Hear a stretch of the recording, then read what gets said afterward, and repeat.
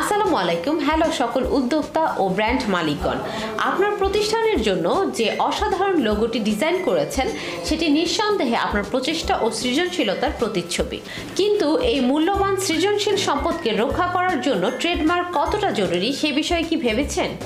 আপনার ব্যবসার জন্য একটি আকর্ষণীয় লোগো ডিজাইন করেছেন, কিন্তু দুর্ভাগ্যবশত অন্য কেউ সেই লোগোটি কপি করে ট্রেডমার্ক করে ফেলেছে।